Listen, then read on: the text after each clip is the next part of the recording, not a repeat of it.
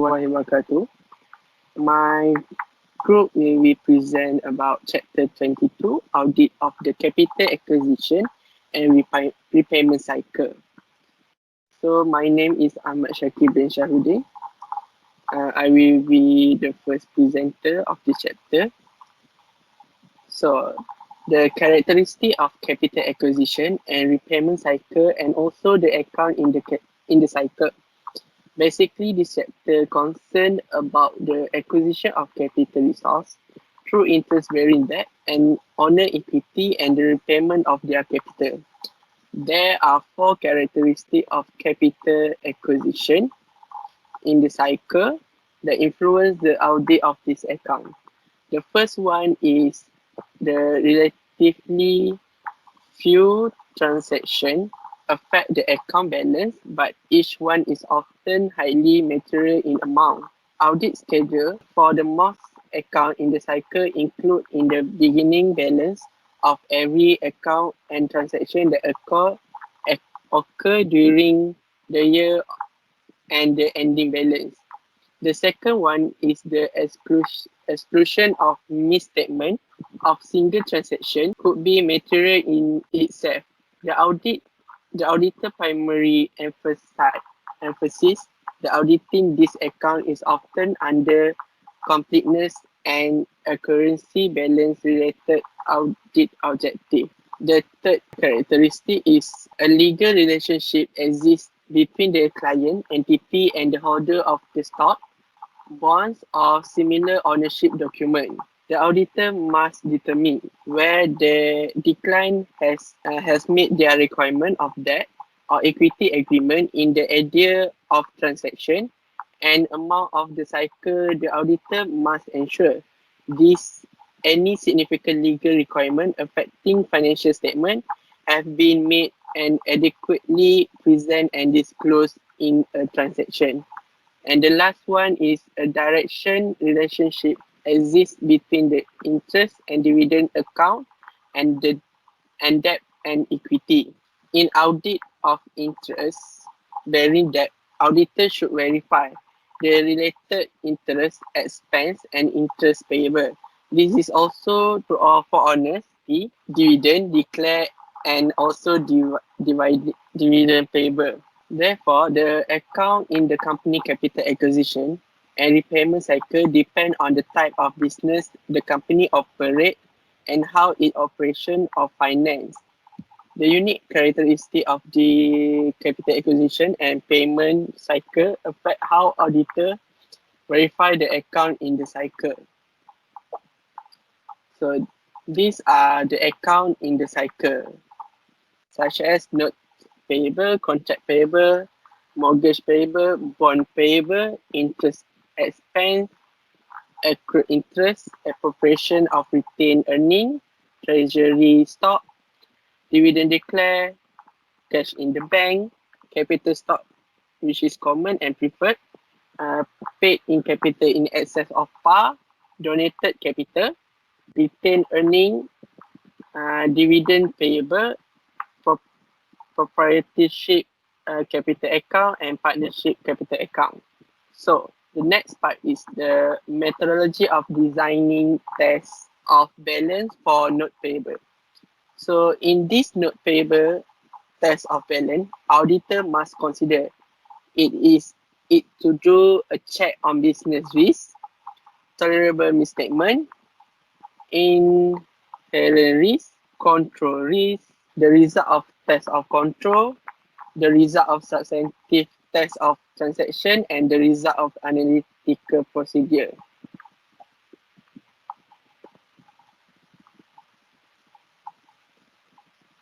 So on the first one, for tolerable misstatement audit, are often set the low level of tolerable misstatement because it is possible to audit the account balance and transaction in account payable.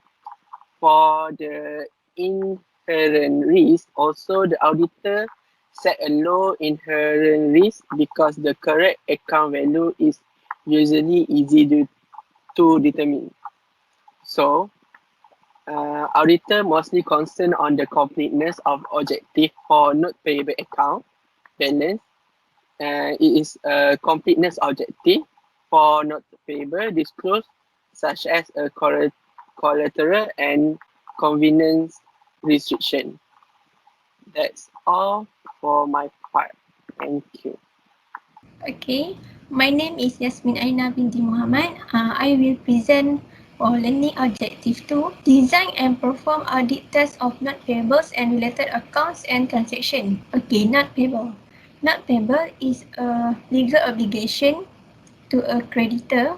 It may be secure or unsecure by asset, and mostly not payable are issued for a period of time between 1 month or 1 year, but for the long term are not exist. Okay, next. Okay, the objective of the audit of not payable. There are three objectives. First, internal control are adequate, which means that the internal control are acceptable or not. Second, transactions are properly authorized and recorded. The higher management need to authorize it before they want to make a loan with a third party. They need to get authorization first. Next is the related liability and expenses are properly stated. It is because if the amount are not balanced, it will affect the financial statement. Okay, next. Um, internal control. There are four internal control of the note payable. First, proper authorization of issue of new note. The responsibility of the issuance of new note should be vested by the board of director and higher level management personnel, which is like CEO, CFO. For the loan agreement, I need at least 2 signatures for properly authorized of official.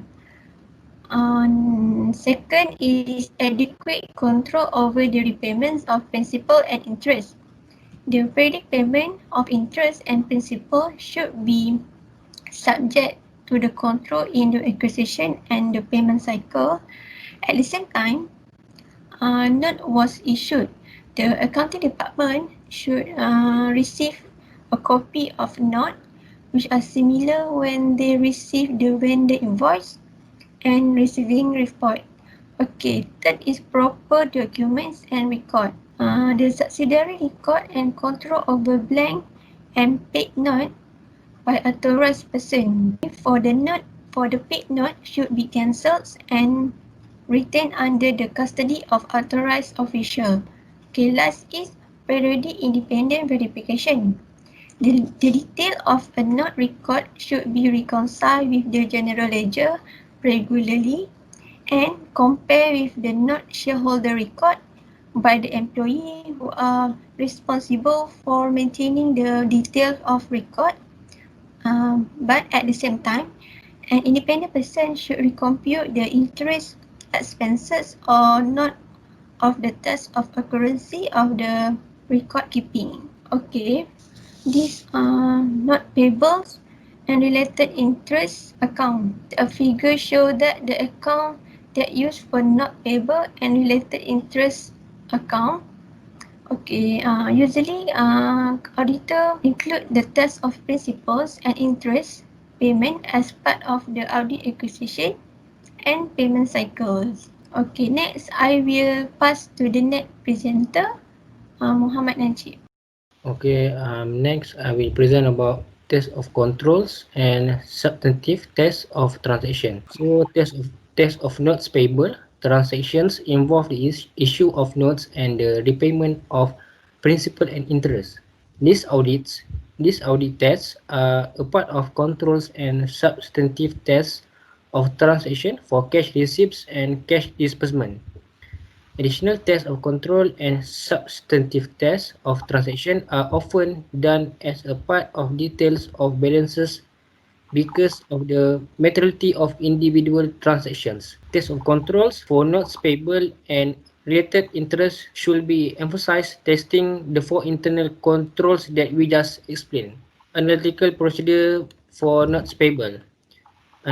Analytical procedure are the study of the relationship ordered between various figures, ratios, horizontal analysis, and vertical analysis. Analytical procedures are essential for notes payable because tests of details for interest expense and accrued interest can often eliminate when results are favorable. As we can see, the first analytical procedure is recalculate approximate interest expense on the basis of average interest rates and overall monthly notes payable. So if they recalculate, so the possible misstatement that can avoid is misstatement of interest expense and errors or omission of a note payable. The next analytical procedure compare individual notes outstanding with those of the prior years. So that omission or misstatement of a note payable, there is no omission or misstatement of a note payable. Lastly is compare total balance in notes payable, interest expense and accrued interest with prior year balances. So in that case, if we compare between these three misstatement, there's we can possible in misstatement which is misstatement of interest expense and accrued interest or notes payable. Next. Okay, test of detail balance. Normal starting point for the audit of notes payable is a schedule of notes payable and accrued interest which the auditor obtains from the client. There are many audit objectives, but these two is the most important balance related audit objective in notes payable.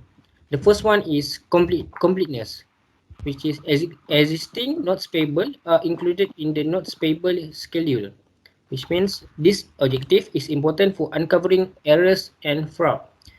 Additional procedures to search for omitted liabilities may be necessary if internal controls are deficient. Next is accuracy. Notes payable and accrued interest on the schedule are accurate. In some cases, it may be necessary to calculate using present value techniques the impute interest rates or the principal amount of the note. For example, when the equipment is acquired for a note. Next. Lastly is the figure of schedule of notes payable and accrued interest. That's all from me. Thank you. Okay, my name is Syafawani and my partner will be Nurain Najiehah for the learning objective 3, identify the primary concerns in the audit of owner's equity transaction. So what is the owner equity? Equity will mean by stock, which is a security that represents the ownership of a fraction of the corporation. So next, so there is an important difference in the audit of owner equities, which is between the publicly held corporation and closely held corporation. So closely also can mean by private held corporation. So for the publicly held corporation, which is there are many shareholder and frequent transaction. For the closely held corporation is which is more simply can have a few transactions, few shareholders, and occasional transaction. Next, so for the public health corporation, it is more complex and verification of the following accounts, which is capital and common stock, paid in capital in excess of par. Third is return earning and related dividends. For the closely held corporation, like I said before, it is more simpler than the publicity, which is likely to change in owner's equity for the annual earning or loss. And it also that they can declare the dividends if there is any, and which is they are rarely to pay the dividend. Next, so this is the owner's equity and dividend accounts. Where okay, so what is the double entry for the owner equity? So the debit is cash here, and the credit will be the common stock, the beginning balance right here, and also credit for the paid in capital common stock, And then if once the company pay the common stock, they will credit the return earning right here, debit, and then they will credit the dividend payable back, and later there will be credit for the dividend payable right here, payment of dividend, and next they will be credit back the cash. That's all. Next, I will pass to the next slides to Nurain Najiehah. Okay, hi, Assalamualaikum. My name is Najiehah and I will present about internal control. There is three internal control we got in this objective, which is proper authorization of transaction, proper record keeping and segregation of duty, and independent registrar and stock transfer agent. Okay, first I want to explain proper authorization of transaction. There is three types of owner equity transaction usually require specific authorization. First, issuance of capital stock. The authorization include the type of equity to issue, preferred or common stock, number of share to issue, par value of the stock, privilege condition for any stock other than common, and date of the issue. Second one, repurchase of capital stock. Repurchase of common or preferred share, the timing of the repurchase and the amount to pay for the share should all be approved by the board of directors. The third one is declaration of dividend. The board of directors must authorize the form of dividend, such as cash or stock, and the amount of the dividend per share and the record of the payment date of dividend. Okay, the second one, proper record keeping and segregation of duty. The internal control must be adequate to ensure that actual owner of the stock are recognized in the corporate record. The correct amount of dividend is paid to the stockholder owning the stock as of the dividend record date, and the last, the potential of misappropriation of asset is minimized. There is a two client should do, which is the proper assignment of personnel, adequate record keeping procedure, and when issuing recording capital stock. Okay, first, the proper assignment of personnel or adequate record keeping procedure. The client should also have well-defined policy for preparing stock certificate and for recording capital stock transaction.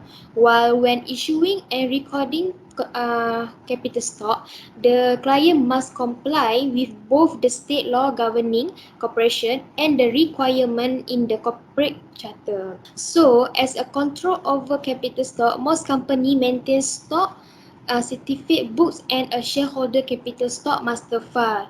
There is a tool with first a capital stock certificate record, and the second one is a shareholder capital stock master file. Okay, first a capital stock certificate record is record that issuance and repurchase of capital stock for the life of the corporation, which is include the certificate number, the number of share issued, the name of the person to whom it was issued, and the issue date. Okay, when shares are repurchased, the capital stock certificate book should include the cancel certificate and the date of their cancellation. The second one is a shareholder capital stock master file is the record of the outstanding share at any given time. The master file acts as a check on the accuracy of the capital stock certificate record and the common stock balance in the general ledger. It also used as the basis of the payment of dividend. And last, for the proper record keeping segregation of duty, internal control affecting dividend payment may include dividend check are prepared for the capital stock certificate record by someone who is not responsible for maintaining the capital stock record. Second one, after the check are prepared, there is independent verification of the stockholder name and the amount of the check and reconciliation of the total amount of the dividend check with the total dividend authorized in the minute. And the last, a separate intra-dividend account is used to prevent the payment of a larger amount of dividend that was authorized. Okay, lastly, for the internal control, independent registrar and stock transfer agent. Okay, any company with stock list on a securities exchange is required to engage an independent registrar as a control to prevent the improper issue of stock certificate. The responsibility of an independent register is to make sure the stock is issued by a corporation in accordance with the capital stock, provide in the corporate character and the authorization of the board of director. So the register is responsible for signing all newly issued stock certificate and making sure the old certificate are received and cancelled before a replacement certificate is issued. And lastly, most large corporations also employ the service of stock transfer agent to maintain the stockholder record, including those documenting transfer of stock ownership. The employment of transfer agent helps strengthen control over the stock record by putting the record in the hand of independent organization and help reduce the cost of record keeping by using a specialist. So that's all for the objective number 3. Thank you. Assalamualaikum warahmatullahi wabarakatuh. My name is Ellyana Binti Ezamal. So let's move on to learning objective 4, which is design and perform tests of control, substantive tests of transactions, and tests of detailed balance for capital, stock, and retained earnings. Auditors have four main concerns in auditing capital stocks and paid-in capitals. First is completeness. The existing capital stock transactions are recorded. This objective is easily satisfied when a registrar or transfer agent is used. The auditor must confirm with the clients whether any capital stock transaction occurred and the accuracy of existing transactions. Second is occurrence and accuracy. It must have recorded capital stock transaction that occurred and accurately recorded. The occurrence transactions related objective can ordinarily be tested by examining the minutes of the board of director meeting for proper authorization. And also, it verify the accuracy recording of capital transaction for cash by confirming the amount. These two concerns are involved with tests of controls and substantive tests of transaction. Third is accuracy, is when the capital stock is accurately recorded. The auditor must verify the ending balance in capital stock by first determining the number of shares outstanding at the balance sheet date. Lastly, presentation and disclosure, where the capital stock is properly presented and disclosed. The most important source of information for determining whether or for presentation and disclosure related objective for capital stock activities are satisfied are the corporate charter, the minute of board director meeting, and the auditor analysis of capital stock transaction. These two last concern involved with tests of detailed balance and related disclosure. Next is audit of dividends. The emphasis in the audit dividends is on dividend transactions rather than on the ending balance. All the 6 transaction-related objectives for transaction are relevant for dividends. First is occurrence, where recorded dividends occurred. Auditor can verify the occurrence of recorded dividends by examining the minutes of board of director meetings for authorization of the amount of the dividends per share and the dividends date. Second is completeness, where existing dividends are recorded.